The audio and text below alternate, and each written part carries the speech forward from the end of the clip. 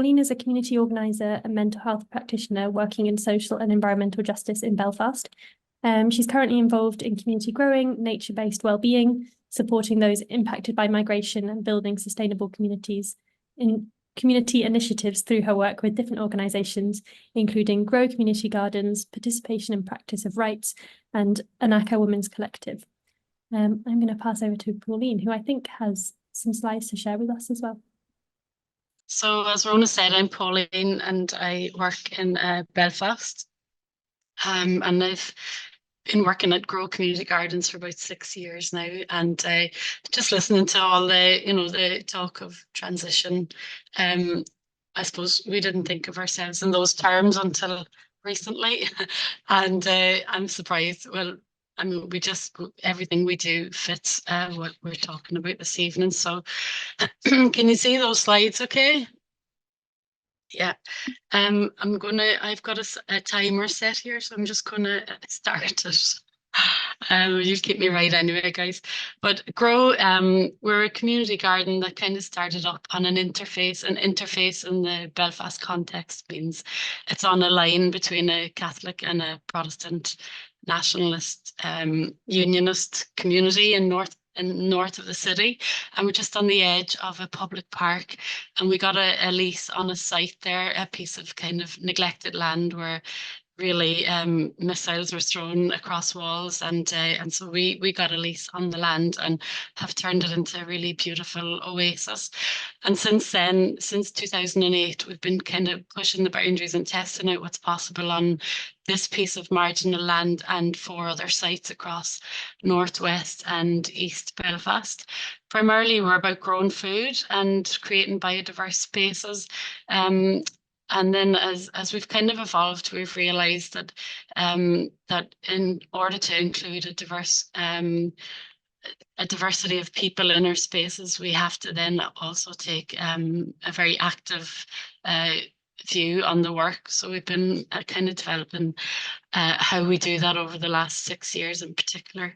We're about connecting people with each other, with nature and with themselves, and providing really practical ways for people to build skills and confidence and connections and opportunities for action at a really local level, and then impacting on people's physical and mental health as a result, but really working with communities on the margins, so really working with communities who are experiencing poverty, isolation, physical and mental health difficulties, and newcomer communities as well. Most of the communities where we work are communities that have multiple deprivation going on. There's a lot of poverty, and then people, newcomer communities coming into those communities and experiencing the kind of shift and dynamics that creates, and the tensions that it creates, and the opportunities as well.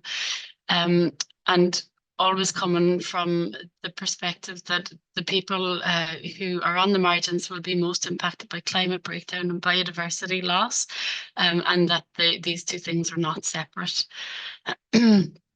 How we do our work, we have a particular model which really it involves community gardeners supporting weekly sessions, usually about 2 hours in safe spaces. So we meet up weekly. The groups might be open, there might be a lot of coming and going, but a lot of our groups are closed. So we're creating very safe spaces where people get very bonded, and the groups are diverse and the spaces are diverse. Each of our 5 spaces that we work in has its own personality, and that's very much kind of dictated by the community that we're working with. Okay, so it's repeating itself there, sorry. Just thinking about how we work for this presentation, and kind of, again, have a lot of echoes with what other people are saying tonight, but that we work in an intersectional way, and we take a kind of a systems approach, an ecological systems approach, but also social systems. We're very much a grassroots organisation focusing on the margins.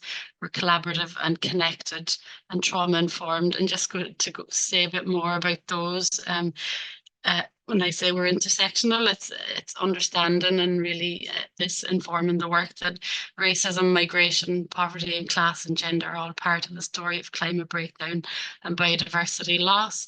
And that in harming nature, we're harming ourselves, and in healing nature, we're healing ourselves. So that infers. I see you shaking your hand there, Richard. What does that mean again? You're right. Have I 5 minutes or have I about 4 minutes left? No, I'm really sorry. I was trying to just applaud you, what you were right, saying okay. silently. And of course, it's done the exact opposite, Pauline. I beg your pardon. Oh, no bother at all. And again, just saying that each of the 5 spaces that we occupy are so different and so diverse and have their own personalities because they're led by people in those communities. Our focus on the margins, again, coming from ecological and social terms, edge zones are places where things happen against the odds with limited resources and under harsh conditions. And if I was to say we are in between funders at the moment, we're operating against the odds with limited resources and under harsh conditions, like probably lots of people here. But also the communities that we're working with are experiencing all of those challenges. And we see that the gardens are spaces where we can test out what's possible and show what's possible, and sort of like a prefigurative revolution, really. And sorry, this is quite slow. Moving on here. Collaborative and connected. So the principle of being stronger together, really knowing that and feeling it and experiencing it and how we work. So our waterworks site, that was our first site that we worked on. That's kind of developed into a demonstration of what's possible. It's off grid. We build things there. We've got solar panels. We've got we've built an earth oven there. We do traditional building skills, and we've got an edible landscape there as well. So that's kind of where we show what's possible. And then our other spaces kind of, we bring them in on what we're doing there. And when we move into other spaces, we do it when we're invited. We go in listening and really working out who's doing what in those communities and working very closely with them and putting our skills at their service. So some of the groups that we work with are Anaka Women's Collective, which works with women and families who are impacted by the asylum system. And I don't really have time to go into that, but that's just been such an amazing collaboration for us, such an amazing learning. And an ongoing piece of work as well. A really lovely collaboration for us, and one that kind of opened our world up really is with PPR, the Participation and Practice of Rights. So they're a human rights organisation whose approach really was about holding power to account. And they'd get small wins and get places through freedom of information requests and the usual kind of human rights approaches. But what we've been able to bring to them is again, testing out what's possible and creating actually creating the vision of the future that we want to see. What they've brought for us is a whole social justice analysis and an ability to tell a story, which we never had the experience or skills to do before. So it's been a really powerful collaboration. And then those are other collaborations that we're involved in. I don't really have time to go into them, but just to say that a lot of our work, again, like I say, is on marginal pieces of land. They're all urban, inner city, a lot of them, and across the cultural divide of Catholic Protestant, but also bringing in actively including people from different cultures. And also collaborating with universities. That's more of a recent thing. We've found some really good partners in there. So that we're bringing research to the service of the community and vice versa. With PPR, we're involved in a land justice campaign. So it came from their campaign on homelessness, and it was very much a homelessness campaign that they had, and our involvement has kind of influenced it and changed it into more of a land justice campaign and a vision for ecologically, financially and socially sustainable communities in the context of Belfast and the cultural divides that still exist. Okay. So I can't actually see my head in here. Oh yes, so we work in a trauma-informed way, and just being really cognizant of the fact that we're in a post-conflict society. You mightn't even feel post for some of the people who are involved in some of the communities we work with. And also to acknowledge the trauma and migration-related trauma that a lot of our people have experienced as well. Just getting to hear and being involved in the asylum system, the hostile environment that's purposely created for people.